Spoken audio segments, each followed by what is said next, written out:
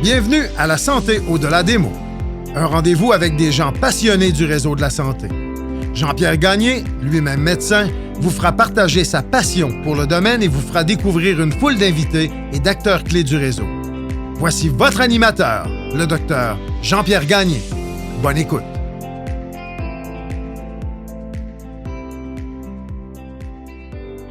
Je reçois cette semaine pour une première partie d'une entrevue en 2 épisodes Mme Kathleen Pinard, infirmière à Drummondville, qui a souffert d'un accident cérébrovasculaire le 11 janvier 2021.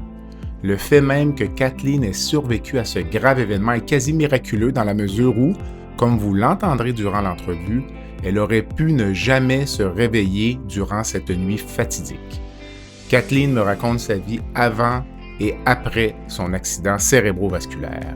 Un entretien avec une femme qui fait preuve d'une résilience et d'un courage extraordinaire et qui a décidé de se battre malgré les obstacles auxquels elle doit désormais faire face. Bonne écoute.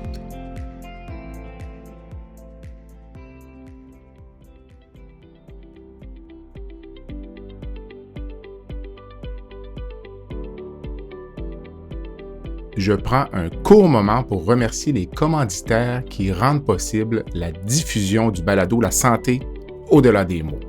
Groupe Conseil Beauchamp-Beaulieu Dessureau-Toupin, associé à la financière Banque nationale Gestion de patrimoine, Rempart Neurophysiologie, le groupe TIGE, Eurofin Environex et Go Mouton.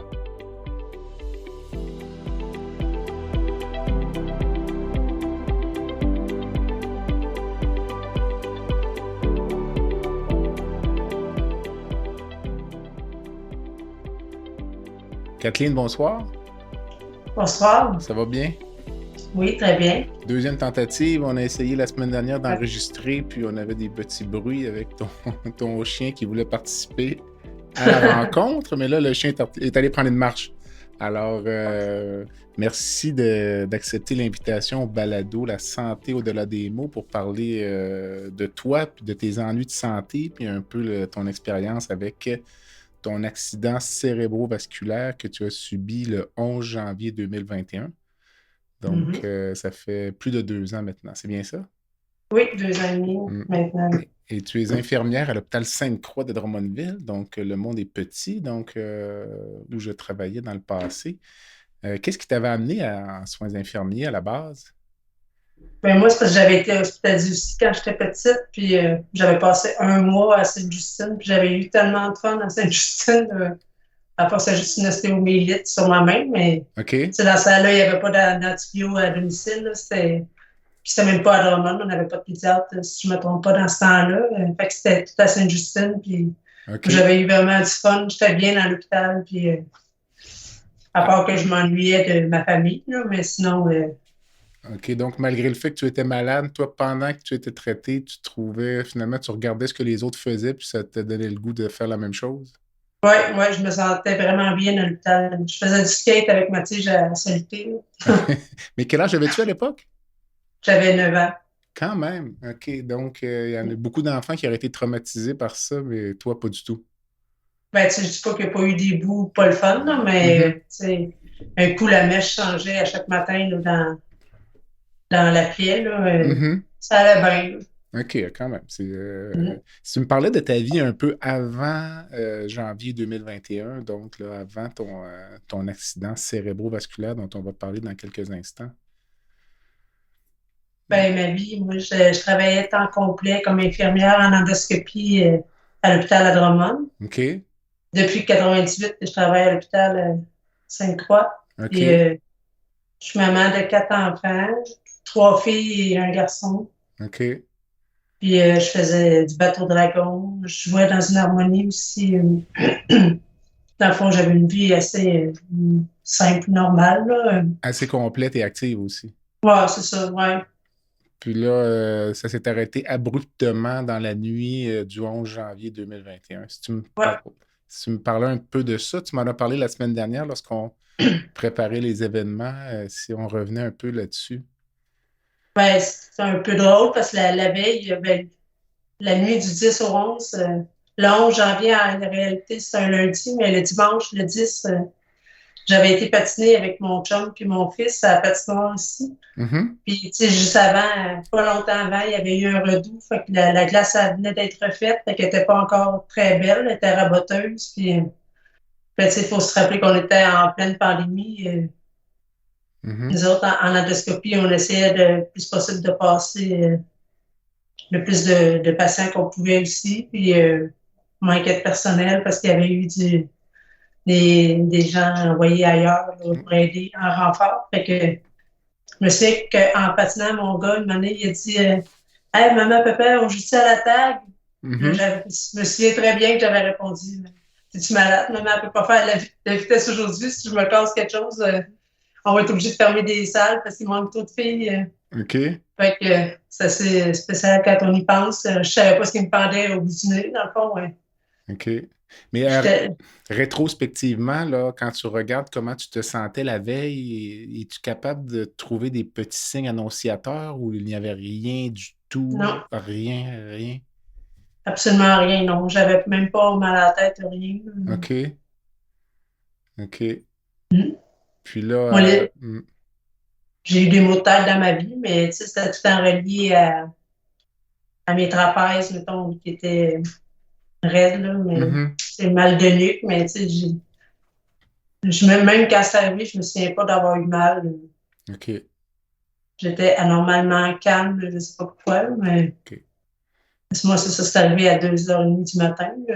Je dormais, je sais pas qu'est-ce qui m'a réveillée, là. Je sais pas si c'est parce que ça a fait touche dans la tête, là, mais je me souviens pas ce qui m'a réveillée, mais je me souviens pas d'avoir eu mal.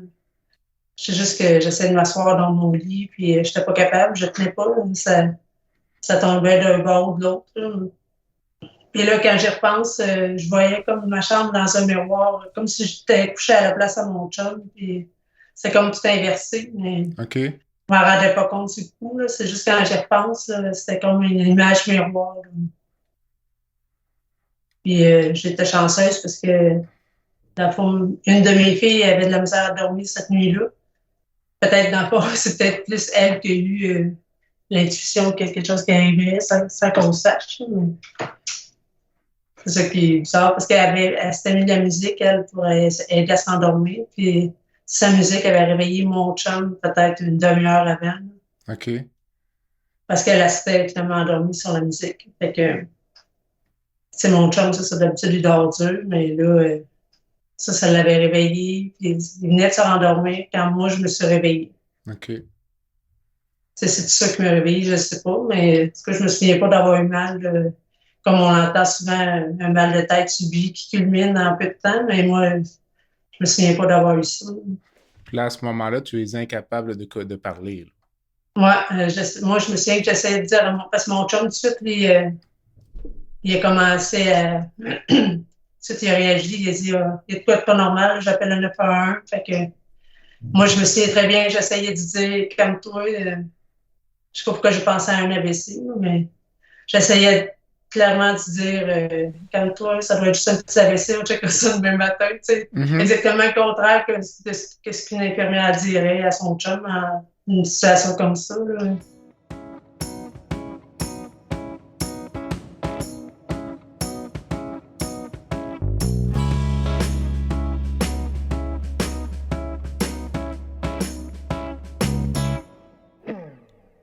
Rempart Neurophysiologie est une entreprise spécialisée dans l'octroi de services neurologiques tels que le monitorage neurophysiologique péropératoire.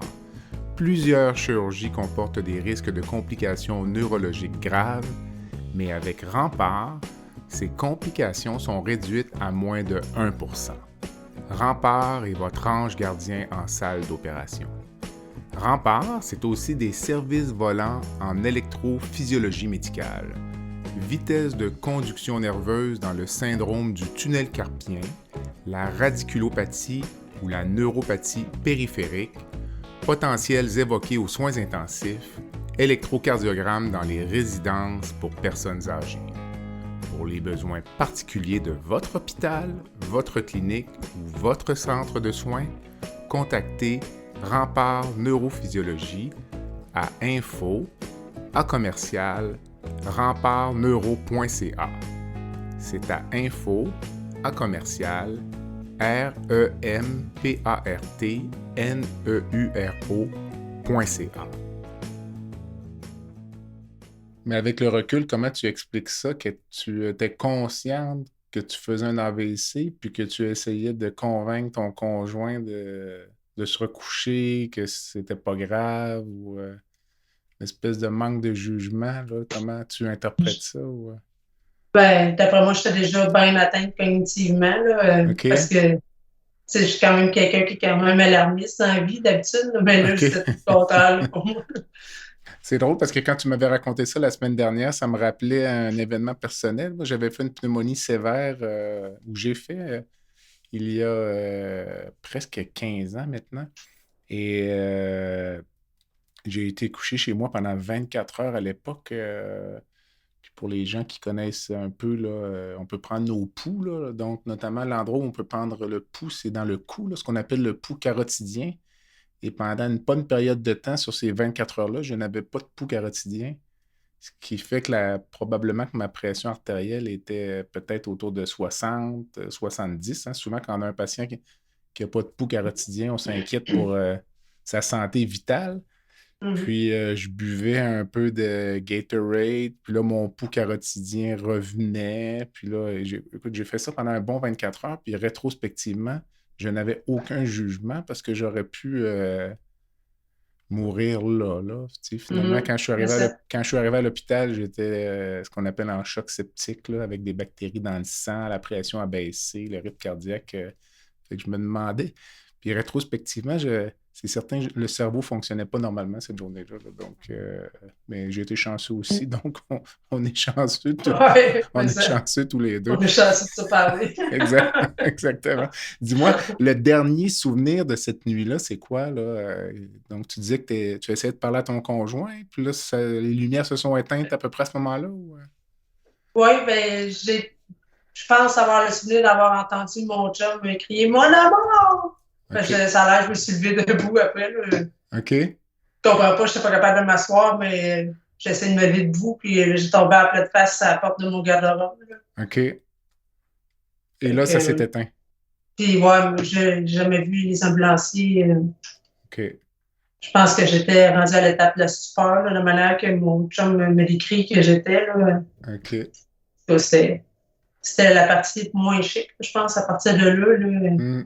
Ben, c'est ça, la madame du 911 au téléphone lui avait dit de me coucher en latéral pour pas que je m'étouffe parce que je vomissais à terre. Puis, okay. Là, ma fille, ma plus vieille, elle, ça l'a réveillée. Fait qu'elle est venue voir ce qui se passait. Puis elle a aidé François à s'occuper de moi là, pendant que l'ambulance s'en venait. OK. Fait que les autres me surveillaient juste. Parce que mon chum, il n'a pas pensé à un AVC. Okay. Lui, il pensait peut-être plus, ce moment-là, je n'avais pas pu manger quelque chose qui aurait pu me donner une intoxication alimentaire. OK. Lui, dans le fond, dans l'énervement, c'est à ça qu'il a pensé. Mais... Il voyait les choses un petit peu moins sombres, lui. Là. Ouais, parce que ça n'a pas duré longtemps, parce que rendu à l'urgence, là, ça veut le péter assez vite. Même les ambulanciers, ils ont dit le côté gauche place. Là, fait que, là, il a allumé un peu, mais pas au point où il a allumé le rendu avec Dr. Chouinard à l'urgence. Là. Non, c'est ça, parce que toi, les lumières se sont éteintes à ce moment-là pour se rallumer plusieurs jours plus tard, mais pour ta famille, ça a été... c'est là que l'inquiétude a commencé. Ta fille Sarah Maud a fait une super vidéo là, dont on va parler tout à l'heure, où ton conjoint, tes enfants racontent un peu ce qu'ils ont vécu. Puis je me voyais ou j'essayais de me projeter là-dedans, puis je pouvais imaginer l'angoisse là, des enfants de se réveiller en pleine nuit, les ambulances sont là, la maman est couchée par terre, incapable de parler. Puis là, on commence puis là, les enfants, ton garçon est plus jeune un peu, mais les filles sont plus âgées et sont en mesure de comprendre certainement la gravité de ce qui se passe, selon moi. Là, ils m'ont pas toutes vu. Je pense qu'il y a juste ma plus vieille qui m'a vu et mon plus jeune qui a entendu. C'est ça. Mais ça n'a pas été long qu'ils ont compris la gravité. Là. en route pour Trois-Rivières, parce qu'on trouvait ça assez long puis dur. Même, c'est ce que je dis depuis le début, je pensais que c'était pas mal pire pour eux autres que pour moi. Moi, j'étais bien, dans le fond. Là. C'est souvent ce que les gens disent là, quand ils sont malades. Ouais, c'est ça. Donc, les lumières s'éteignent le 11 janvier pour se rallumer quand, disons, le premier souvenir que tu as après? Quelle date, à peu près? D'après moi, c'était à jour 4 ou 5. 4-5, OK. Là, j'étais rendue, j'avais été avant. En fait, le trajet, c'était que l'ambulance m'a emmenée à l'urgence ici à Drummond. Mm-hmm. Puis, rendue à l'urgence, aussitôt que j'étais arrivée à l'hôpital, j'ai été intubée là. Parce que je me suis informée, voir si j'avais été combitubée ou si j'avais été intubée juste à l'urgence. Mais c'est le Dr. Chouinard qui m'a intubée à l'arrivée. Ils m'ont monté au scan. Ils ont fait tout un enjeu au scan pour savoir si c'était un anévrisme ou une malformation qui avait causé le saignement. Parce que c'est ça qui déterminait où ce que j'étais transférée. OK. Parce que si ça avait été un anévrisme ordinaire, là, j'aurais été transférée probablement au CHUM. OK. Puis, vu que c'était une MAV, là, ils m'ont transféré à Trois-Rivières avec le Dr. Pelletier. MAV pour malformation artério-veineuse. Oui, c'est ça. OK. Donc là, Drummondville, on se retrouve presque immédiatement à Trois-Rivières. Oui, tout de suite, même, on m'a dit que je n'ai pas passé par l'urgence à Trois-Rivières, c'était direct au bloc. OK. Je pense qu'ils m'ont refait un angio rendu là pour voir, là, pour avoir une image plus précise. Lui, c'est là qu'il a décidé, il a rencontré mon chum et les enfants, mais il s'adressait surtout à François parce que c'était assez sérieux ce qu'il avait à discuter. Là. C'est parce que je pense que c'est à cause de mon hygiène de vie que j'avais qu'il a décidé de m'opérer parce qu'il me donnait 5% de chance. Là. Ça, mon chum l'a gardé pour lui jusqu'à temps qu'il y ait la nouvelle que finalement, je n'étais pas morte. Là. Il donnait 5% de chance de survivre ou 5% de chance d'être encore relativement fonctionnel après? Ou c'était tout mélangé, j'imagine? Je pense que c'était de survie. Survie, OK. Je pense que c'était au lendemain. Le jour même, à la fin de l'opération, qu'il a commencé à être plus encouragé, même Dr. Pelletier, parce qu'il avait dit à François qu'il ne savait pas combien ça prendrait de me réveiller de ça, puis dans quel état je reviendrais. OK. Mais, je pense que quand il a vu les enfants, il me l'a dit aussi que quand il avait vu la face d'inquiétude dans mon fils, que là, il a dit « OK, j'ai pas le choix, il faut que je le fasse. » Parce qu'il avait peur. Ça vaut la peine de tout tenter. Ouais. OK. Puis ton médecin à Trois-Rivières, Dr. Pelletier, qu'est-ce qu'il a fait, lui, cette nuit-là? Simplement aller comme décomprimer ce qu'on appelle l'hématome, c'est ça? Là? Ouais. Puis il a clippé aussi, je pense que ça saignait à 2 endroits. OK. Puis il est allé clipper pour arrêter ça. Je pense que j'ai lu, en fait, par après, j'ai fait venir le rapport. Parce que là, j'avais toute la version patiente. Mais tu sais, dans la vie, tu dois être un peu comme ça. Quand on est habitué de lire les dossiers, on aime savoir comment c'est écrit. Là. OK. Fait que, puis il y avait, c'est drôle, c'est pas drôle, mais il y avait un super résident il a fait un job là, super. Même, je dis super après. Moi, quand j'étais rendu à l'Enfant Jésus, mon chum m'a raconté ce qui s'était passé, en gros. Là. Puis là, c'est là que ça a comme sorti de manière, il a dit, il était pas tout seul pour t'opérer, il y avait un résident avec lui. Puis je me souviens, j'ai répondu, hey, j'avais 5% de chance, puis tu m'as laissé opérer par un résident. Ça n'a pas de bon sens. Là. Mais j'ai super après que finalement, il y avait Dr. Pelletier, le super résident qui était super bon, là, comme on dit. Puis j'étais chanceuse parce que 2 jours avant, je pense qu'il avait reçu un nouvel outil, que je ne sais pas lequel, mais qui était courbé au lieu d'être droit. Puis c'est ce qui a fait qu'ils ont été capables d'aller clipper. Parce que c'est ce qui faisait peur, c'est que c'était bien mal placé ma malformation. Puis je pense que c'est grâce à cet outil-là là, je pense que ça avait été acquis par le fonds Jean-Pierre Petit de la Fondation à Trois-Rivières.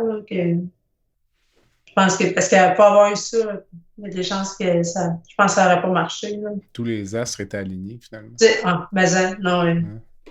Puis là, finalement, de Trois-Rivières, pourquoi le transfert à Québec? C'est pour compléter le parce traitement que ou... la formation était énorme, la malformation énorme, puis il était très mal placé, fait qu'il ne pouvait pas aller jouer plus là-dedans, là, il ne voulait pas être touché, là.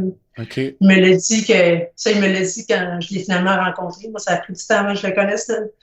Le super docteur Petit, je n'entendais parler par tout le monde, puis moi, je suis fait chier, là. Je suis la seule qui ne le connaît pas, tu sais, tout le monde me le vantait, puis tout le monde me disait tellement fin, là. Parce que, tu sais, cette nuit-là, il m'a sauvé, moi, mais il a sauvé aussi mon chum, là, parce que dans sa façon d'être, Dr. Petit, il est très calme, puis il l'a rassuré vraiment, tu sais, quand de voir le chiffre, là, 5 là, moi, je sais pas comment il a fait pour attendre l'opération au complet, là. Mm-hmm. Moi, je pense pas que moi, j'aurais été capable de topper ça, là. Puis il a même, pendant l'opération, joué avec mon fils, là, pour faire passer le temps. OK. Moi, j'aurais été en petite boule à quelque part, là. Ben, si on avait inversé les rôles. C'est ça que tes proches racontaient. Là, ils attendaient, je pense, à la cafétéria de l'hôpital. Puis ça a dû être des heures assez, assez Puis là, il y difficiles. avait, parce qu'il avait fait venir toute la famille. Il y avait pas, c'est la pandémie quand même. Mais Mm-hmm. ils ont donné l'accès à mes enfants, mon chum, mes parents qui sont descendus aussi. Puis, en tout cas, il y avait du monde pour moi, là. Mm-hmm. Puis c'était vraiment long. Aussi, à chaque fois que le cellulaire à mon chum sonnait, les autres, surtout que mon chum avait eu le chiffre de 5 là, lui, il ne voulait plus l'entendre sonner son cellulaire. Il s'attendait au pire à chaque fois que le téléphone sonnait. Comment, tu sais, c'est ça, je me disais à quoi tu t'accroches, tu sais, 5 là, c'est rien, 5 mais non, c'est ça. On a réussi. Qu'est-ce qui a été fait à l'enfant Jésus à Québec? Ça a été plus des techniques d'embolisation? Oui, C'est ça? Okay. Ouais, là, ils ont passé par les aines. OK. Et qu'ils sont allés boucher Pascal Lavoie, docteur Lavoie. Mm-hmm. Elle aussi, vraiment, tu sais, je l'ai googlé, parce que je sais ce qu'elle a l'air, mais sinon, je me souviens pas vraiment de sa figure. Mm-hmm. J'aurais pas pu la reconnaître, mettons, la voir, sinon, je me souviens qu'elle était vraiment fine, là, puis elle aussi, là, vraiment gentille avec mon conjoint, là, elle le tenait au courant, il expliquait, je me souviens qu'il y avait des images, toutes les images, mon chum, il avait ça quelque part dans l'ordi, là. OK. Il a tout expliqué, elle est allée boucher, comme le début de la malformation, je pense qu'elle a fait quelque chose comme 17 trajets, là. Quand même. Ça a été compliqué, là. Quand tu t'es réveillé au jour 4, 5, comme tu disais, là, tous les traitements étaient faits, là. L'embolisation, oui. Tout était complet, OK. Oui. Puis là, c'est là que la récupération ou la convalescence commençait. Oui. En fait, je me souviens pas, je comprenais pas qu'est-ce que mon chum me disait déjà, tu t'améliores vite, les médecins ils n'en reviennent pas, ça va de mieux en mieux, tu progresses rapidement. Là, moi, je me demandais, voyons, qu'est-ce que je faisais rien, j'étais dans mon lit puis je bougeais pas, puis je me disais, voyons, qu'est-ce que je fais tant, qui les impressionne. Là. Mais là, est-ce que tu savais moi, je savais pas, que j'avais été si loin. Là. Est-ce que tu savais que tu avais fait un ACV? Quand est-ce que tu as compris finalement ce qui s'était passé, là? Tout de suite au réveil ou ça a pris quelques jours? Je pense que ça a été parti de boucher, là. OK. Je pensais pas que j'avais été si creux, là, si proche de la mort que ça, là. OK. Je pense que ça a été rendu à l'UPFI à Drummond que j'ai vraiment compris, c'est le docteur Volette, avec les mots qui ont ou aussi probablement que j'étais rendue prête à l'entendre aussi, rendu là. Mais... Parce que, tu sais, je filais, moi, je n'étais pas inconfortable là-bas, là. Je me souviens pas du tout d'avoir souffert, là. C'est pas, en tout cas, à cette période-là, là, j'ai pas eu mal. Jamais eu de douleur. Parce que, tu sais, être intubé, moi, on a toujours dit, les patients, quand ils sont intubés, ils ont l'impression de respirer dans une paille, mais moi, j'ai pas eu cette impression-là. Je me souviens pas d'avoir eu l'impression d'étouffer. La seule affaire que je me souviens, c'est qu'une année, j'ai fait un début de pneumonie. OK. Puis, j'avais été extubée, mais En tout cas, je me souviens, je sais pas si j'ai reçu de la sédation, parce que je m'en souviens pas d'avoir été extubée une première fois. C'est ça. Puis moi, je m'attendais à être transférée aux soins internes, parce que c'est ça qui était prévu. Puis une année, je sais pas, je me suis, tu sais, quand j'étais hospitalisée à l'Enfant Jésus, j'entendais de drôles de sons. Parce que, tu sais, j'étais un peu confuse, mais j'étais encore capable de réfléchir. Moi, je m'imaginais, je sais pas pourquoi j'avais ça dans la tête, que l'Enfant Jésus, c'était un navire hôpital. OK. C'était un running gag. On rit de ça encore aujourd'hui. Mon chum, il était découragé parce qu'il avait peur que je reste confuse un peu, délirant. Puis moi, je me croyais là, dans mon délire. Là. J'entendais, on dirait, le moteur. Mais tu sais, j'étais quand même capable de réfléchir. Je me souviens que j'étais couchée dans mon lit, puis je me disais, c'est donc bien sûr un navire hôpital au Québec en 2021, ça n'a pas rapport. Mais sauf pas de temps. T'sais. Selon moi, c'était le chantier de construction du nouveau centre hospitalier. Ouais, ça se peut bien. Je me souviens, tu sais, le bruit c'était un grondement de base. Là. Fait que, tu sais, j'étais assez quand même là pour me dire, on est accosté, là, on se promène pas. Ouais. Je pense que je me disais, c'est pour ça que mon chum pouvait venir me voir. Dans ma tête, on était accostés dans mon restant de tête, là, en réalité. Là. C'est quand même incroyable quand on pense à l'avancée des soins, là, de dire que tu fais une hémorragie cérébrale à Drummondville, scan qui est fait immédiatement, intubé, transféré à Trois-Rivières, une première chirurgie, retransféré à l'Enfant Jésus. Tu te réveilles 4-5 jours plus tard avec certaines séquelles, mais tu es en vie là, quand même. Puis tu as toute ta tête. C'est quand même incroyable. Quand on pense à ça. Là. Le retour à domicile, ça a été comment? Puis ça a été quand? Ça a pris combien de temps avant de retourner chez toi? Je suis revenue chez nous le 13 avril de cette année-là. Fait que c'était trois gros mois d'hospitalisation. OK. Finalement, j'avais été réintubée à cause que j'avais un début de pneumonie. Ça, je me souviens que je pensais que je faisais du reflux. J'ai pas d'image, mais c'est une sensation. Je me souvenais de... J'avais les yeux fermés, puis je me disais, oh non, dis-moi pas que je fais du reflux en plus. Mais finalement, ça devait être des sécrétions. OK. Et, Est-ce que tu te souviens de ta première impression quand tu es arrivé à la maison? Parce que j'ai vu la vidéo de ta fille, puis une des premières choses que tu fais, c'est flatter mon chat. Le chat. Je pense que j'aurais eu le même réflexe. Mais...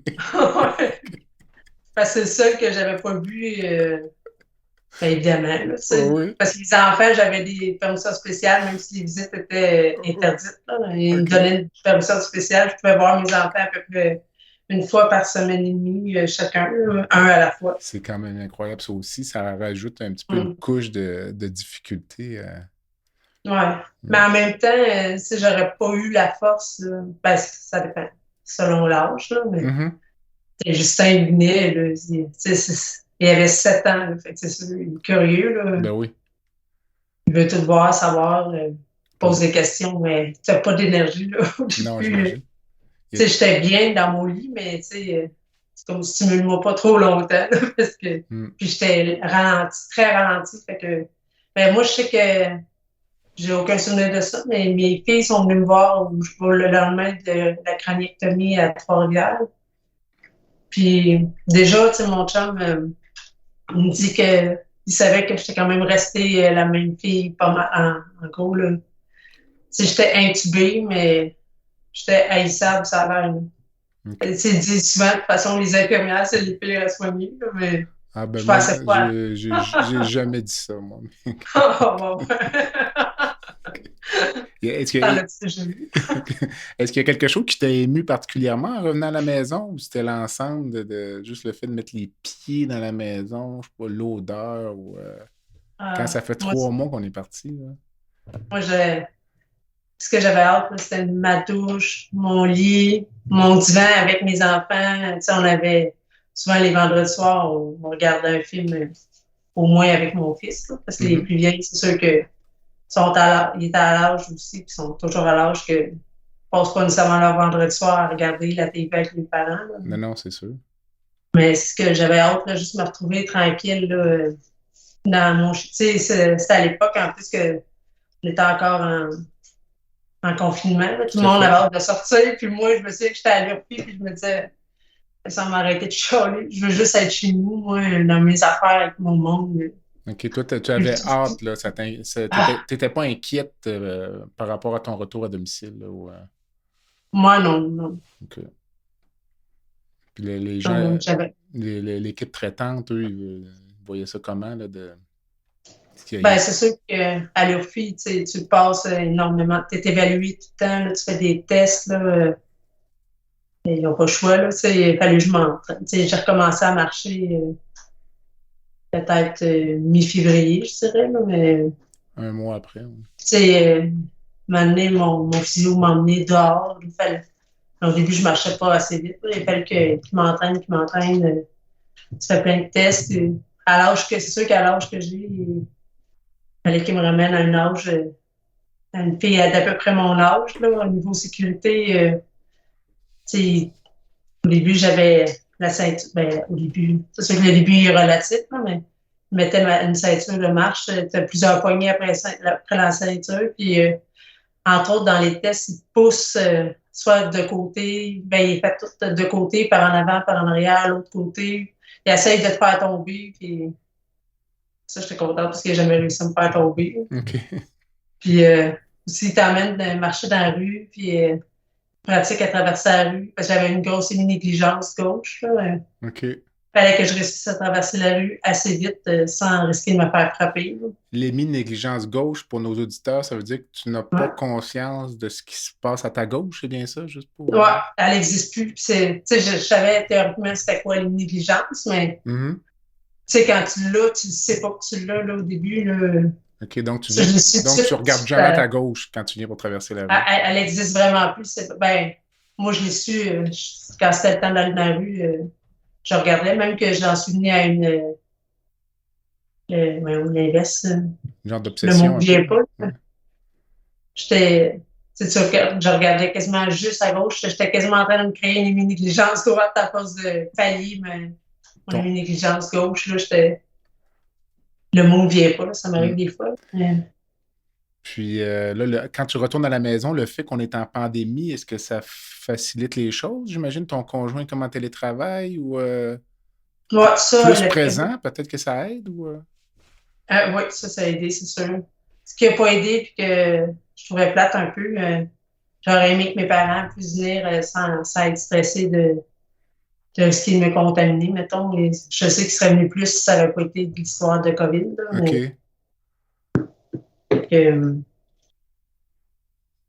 Mais sinon, c'est sûr que j'aurais pas pu recevoir de la visite énormément. Tu n'as pas l'énergie pour ça. Là. Même qu'on m'avait averti à l'URFI avant le congé que là, en arrivant à la maison, là, tu commences pas les tâches, puis tu fais même pas une brassée de lavage. Là. Okay. Tu savais que j'avais 4 enfants et tout. Là. Quand on sort de l'URFI, est-ce que le suivi se continue à domicile ou c'est un plan d'exercice? Comment ça fonctionne? C'est bien. On est bien suivi. Je m'en allais au centre de réadaptation en externe. Là. OK. J'ai une ergo qui venait, Magali d'ailleurs, elle venait à la maison évaluer le domicile aussi.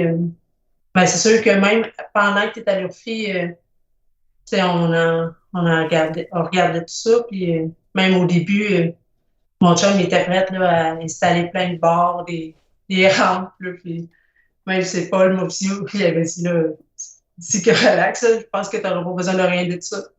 Fait que, mais il m'a quand même. Parce que dans l'escalier, on avait une rampe d'un bord, mais elle n'était pas du bon bord pour que je puisse descendre. OK. Ça m'en prend une de chaque bord pour monter et descendre, mais m'en a installé une pareille. Là. Il l'a fait lui-même. Il m'a mis aussi des barres pour les toilettes. Au cas où j'aurais pas été capable de me relever de la toilette. Là.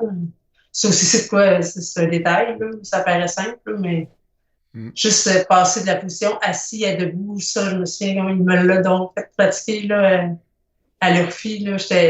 J'étais comme stagné à 20 pouces, mais une chaise ordinaire, c'était à 18 pouces, des fois 19, mais moi, j'ai pogné un palier que j'étais pas en bas de 20 pouces, j'étais pas capable, mais il me l'a fait pratiquer. Puis, tu sais, comme palier, comme moi, je disais, ben, c'est pas grave, là, j'ai juste à prendre ma main, puis en me levant avec ma main, ben, je suis correct, là. Mm-hmm.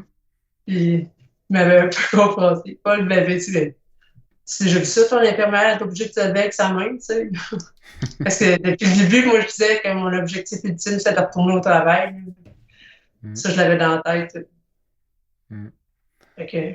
Dis-moi, Kathleen, après plus de 2 ans, là, les gens qui te connaissent, est-ce que as-tu comme la même personnalité, la même patience ou impatience, le même sens de l'humour, ou il y a comme des petits changements que toi tu perçois ou que les autres perçoivent? Ben, ma personnalité, elle n'a pas changé. Là. J'ai le même sens de l'humour. Ça, Okay. Même dès le début, là, ça a l'air que je me trouvais bien drôle à jouer avec les pitons de la tête de nuit là, aux soins à Trois-Rivières. Puis il fallait que je reste à 30 degrés. Mais OK. j'écoutais pas. Là. Ils ont été obligés de me contentionner parce que j'arrêtais pas de jouer. Puis ils voyaient dans mes yeux que je riais. Mon chum était. Ça l'a rassuré. C'est ce qui était un bon signe, c'est ça? Ouais, lui, il était content que j'étais étonnant. Mais les infirmières couraient, là. Tu es en train de les faire courir. Mm-hmm. Puis as-tu gardé d'autres séquelles? Ouais, je pense que... Ouais, oui, là, physiquement, c'est sûr que mon bras gauche, lui, je suis capable de bouger, là, mais j'ai pas de retour moteur dans la main, les doigts. Tu sais, c'est pas des mouvements non plus que mon bras, je veux dire, je suis capable de faire ça, là. De le lever, ouais. Tu sais, je suis capable pour mon hygiène, ça, c'est revenu assez vite, là, quand même. Mais quand je suis arrivée à l'orphie, mon ergo, Lynn, elle m'a dit que j'avais juste un peu, à peine une petite vibration ici dans le... Le trapèze, probablement? Le trapèze, oui, le trapèze, juste une petite vibration. Le reste, c'était paralysé complètement. OK, donc ça récupère. Oui. Au début, c'était flasque, là, mais maintenant, la spasticité a embarqué là-dedans. Là, OK. Ça, je suis encore suivie à la clinique de la spasticité à Trois-Rivières. Je reçois des injections de Botox aux 3 mois. Avec de la douleur ou pas de douleur? Au début. Okay. Avant que j'avais la première shot de Botox, là, ça faisait mal. Ça, je pense que je connaissais pas la spasticité avant de le vivre. Okay. Ça, c'est... Tu sais, je dis que j'ai pas souffert à la tête, là, mais ça m'a fait mal. Là. Ça, j'en ai braillé, là, la spasticité. Quelqu'un qui n'est pas formé, là, qui ne sait pas... Parce que il faut que tu gardes tes amplitudes de mouvement, même si tu n'es pas capable de bouger. Faut que c'est ça. Tu t'étires, puis là, ils mettent l'orthèse. Mais quelqu'un qui ne sait pas, mettons, il faut qu'il laisse quelques secondes le temps de relaxer les doigts. Là. Ben, ça ne relaxe pas de même, là, mais la spasticité lâche un petit peu, mais tu ne peux pas arriver à déplier d'une shot les doigts. Là. OK. Ça te faisait mal. Ça s'est réglé tout de suite avec la première shot de Botox. Là, je suis chanceuse parce qu'il y en a que ça fait pas ça, là, mais moi, ça a réglé tout de suite le problème. On avait essayé d'autres choses avant, là, mais baclofen, ça n'a pas marché, ça me faisait dormir. Le podcast La santé au-delà des mots est une présentation du groupe conseil Beauchamp, Beaulieu, Dessureau, Toupin de la financière Banque nationale Gestion de patrimoine. Comme nous croyons que la santé financière fait partie de la santé globale, nous sommes heureux de nous joindre au Dr Jean-Pierre Gagné pour vous souhaiter une bonne saison de la santé au-delà des mots. Tu veux lancer ton propre podcast mais tu ne sais pas comment t'y prendre? Pas de problème. Mouton Marketing peut t'accompagner de la conception au lancement. Envoie ton idée de podcast à bonjour@gomouton.com, bonjour@gomouton.com. L'univers du podcast t'attend.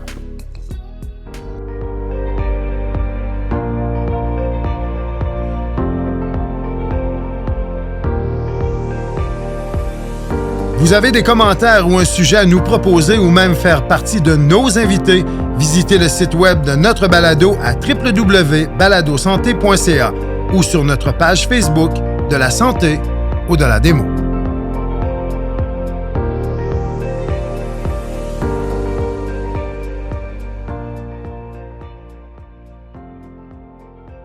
Puis ta main gauche, est-ce qu'elle continue à récupérer? Là? Parce qu'il faut dire que tu es gauchère, donc ça a un impact quand même important, là, réapprendre à... Apprendre à vivre avec sa main droite. Ouais, il fallait que j'apprenne tout à refaire de la main droite, manger. Tu sais, c'est pas si simple, là. Tu sais, manger, c'est pas juste la dextérité, c'est de... Tu sais, faut que tu penses que ta cuillère et ta fourchette, elle arrive de l'autre bord, là. C'est sûr qu'au début, c'était pas chic, là. J'étais contente d'être cachée en pleine pandémie à l'hôpital, là. Tout ce qui est... tout ce qui se fait à deux mains, là, faut oublier ça, là. OK. C'est comme, mettons, quand je cuisine, faut que je prenne c'est sûr, nous autres, on est 6, là, quand on est toutes là à manger. D'habitude, je prends un chaudron qui a 2 poignées, là, parce que c'est le plus... Si je prends le plus gros chaudron, mais tout le temps, je me demande quelqu'un pour le transférer, mettons, du poêle au lavabo. Es-tu comme consciente de tes limites ou tu te joues des tours parfois, puis tu fais des choses, puis tu te dis, ah, c'est vrai, là, t'échappes de tes... Moi, j'ai été consciente très rapidement de mes limites, même que je pense que Paul, mon fils, il devait me trouver gossante tellement que j'ai répété tout le temps que je prenais pas de risque, tu sais. Okay. Puis, tu sais, au début, tu te connais pas en tout, là, tu penses que, tu sais, c'était tout le temps lui qui me disait que j'étais rendue prête, mettons, à essayer de marcher. Puis un coup que là, je commençais à marcher, mais j'avais un quadripode à grandes pattes au début. Après ça, il me rapetissait les pattes. Pour ceux qui ne savent pas, un quadrupode, c'est une canne à 4 pattes, là, ou juste une canne. Standard. Fait que, ouais. Puis une année, il arrive, il me dit demain, je t'enlève ta canne. Mais moi, dans ma tête, je pensais pas être rendu là partout. Là. Parce que t'as peur, tu te trosses plus partout, tu te connais plus, tu connais pas tes limites. Je me souviens qu'il me demandait même si je trouvais ça trop dur, les séances de physio qu'il me faisait faire. Dis-moi là si ça te fatigue trop, mais tu sais, je ne suis même pas capable de répondre. Je pense que c'est correct, là, mais tu sais pas sont où tes limites, dans le fond. Mais pendant que tu es en train de récupérer de tout ça, là, est-ce que ton état d'esprit, est-ce que c'est de la colère d'être prise dans cette situation-là ou tu es plutôt juste heureuse d'être en vie? Ah, tu es tellement reconnaissante d'être en vie. Ouais. Ça, je sais que ça fait cliché, mais c'est tellement profond là, comme reconnaissance envers toute la chaîne de gens qui m'ont sauvé. Dans le fond, ça commence par Mégane qui n'était pas capable de dormir, mon chum qui s'est réveillé, les ambulanciers, ça a l'air qu'ils étaient vraiment fins avec moi, puis super bon. Là. C'est les mêmes ambulanciers qui sont venus chez nous, qui m'ont transféré plus tard. Là. Après ça, le docteur tout le monde de l'urgence, le scan. Je suis même allée revoir le radiologiste qui était là à mon scan, pour aller le remercier et dire merci, puis ça valait la peine, ça a fonctionné. Incroyable. Parce que je pense qu'il n'y a plus personne qui pensait que je m'en sortirais en réalité. Là. Ouais. Est-ce qu'il y a comme un deuil à faire de la Kathleen avant janvier 2021 ou tu es passé au-dessus de ça puis la vie continue? On passe au-dessus de ça, la vie continue. Dans le fond, ça se fait peu à peu aussi. T'sais, moi, au début, je me souviens qu'à l'enfant Jésus, une année, j'avais dit à Dr. Lavoie, moi, je vais ramer cet été. Je faisais du bateau dragon. Moi, je vais ramer cet été. OK. En tout cas, je pense que c'était à elle que je l'ai dit. Sinon, c'est quand je suis revenue à Trois-Rivières après Dr. Gendron, qui est une femme aussi, mais je ne saurais pas les différencier, les deux. OK. Puis, en tout cas, celle à qui je le dis, elle me dit, elle était en tout cas très diplomate. Là. Je pense qu'ils savent bien qu'on a des deuils à faire, mais tu ne vois pas au début. Là. En plus, mon coach il m'avait envoyé un message, j'avais pas mon cellulaire, mon chum me reliait les messages. Il m'avait dit, Fred, il t'a écrit que de ne pas lâcher, qu'il ne peut pas se permettre de perdre un moteur. Que j'étais dans le milieu du bateau. Puis, moi, j'avais dans l'idée vraiment de le récupérer assez vite pour être capable de ramer l'été 2021. Finalement, il n'y a pas eu de saison. Okay. J'ai réalisé plus tard que finalement, c'est fini pour toujours le bateau, là, c'est sûr. Mais ça, comme là, j'ai vendu ma rame récemment. Là, okay. J'étais rendue à cette étape-là. Là, ça va. Tu m'aurais dit ça en janvier 2021, février, mars. Je t'aurais envoyé paître. J'aurais dit, tu me connais pas, je vais ramer. Mais là, finalement, ça, je suis passée par-dessus ça, là. La semaine dernière, tu m'avais parlé d'un enjeu au niveau des fonctions exécutives dans ta récupération. Ça consiste en quoi? Puis quel impact ça a dans ta vie au quotidien ou dans un éventuel retour au travail, peut-être? Ben, ça, les fonctions exécutives, c'est, mettons, tu as une tâche à faire, ben, faut que tu planifies tes affaires. Là, je parle d'une tâche, c'est pas nécessairement une grosse affaire, là. Mettons, tu veux juste aller prendre ta douche, ben, tu t'as ta serviette, ta débarbouillette, ton savon, ton linge propre pour après, exemple, là, tu prépares tes choses, ben, ça commence par la planification. OK. J'ai même, ben, tu sais, j'étais quand même pas si pire, là. Moi, c'est sûr que quand tu es hospitalisé, tu as la connaissance de d'autres, là, mais j'ai connaissance que il y a quelqu'un qui ne savait plus quand tu te laves par où tu commences, par où tu finis. Okay. Moi, par exemple, j'avais pas ce problème-là, là. J'ai toujours quand même commencé par la face et fini par les fesses, là. OK. Ben, ouais, mais c'est pas automatique, là. De ce que j'ai entendu, j'ai constaté que c'était pas le cas de tout le monde, là. Okay. Puis là, comptes-tu retourner au travail ou est-ce que c'est un objectif qui est accessible, disons? Ben oui, j'espère.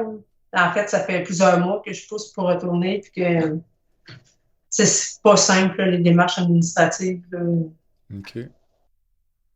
Et là, moi, ça fait longtemps que j'avais le OK de mon médecin de famille et aussi de Dr Pelletier qui était d'accord, mais inquiet, là. Pas inquiet de moi, mais inquiet de peut-être qu'on m'en demande trop, là. OK. Parce que c'est sûr que, tu sais, on pense pas au côté handicap invisible, là. La fatigue, la neurofatigue, là, ça reste là. OK. Puis c'est pas juste moi, là, je communique avec beaucoup d'autres là, qui ont passé à peu près à la même place que je suis passée, là. On a des groupes de soutien sur Internet, puis on a tous besoin de notre sieste, là. On n'a pas l'endurance qu'on avait avant. Est-ce que tu conduis ta voiture? Oui. OK. Ça, j'ai recommencé à conduire pas mal 1 an après, à peu près pile. Parce que j'avais une condition S sur mon permis de conduire. Il avait fallu que j'aille passer les tests. Premièrement, avec la neuropsy, elle m'avait fait une première évaluation à l'URFI dans les premiers 3 mois, puis elle m'en a refait une l'automne suivant. Puis mon apo, Magali, elle m'a fait travailler pour que je réussisse à passer les tests, là. Ça aussi, c'était à Trois-Rivières pour aller passer les tests avec une autre ergo qui, elle, a fait juste de ça, la conduite automobile.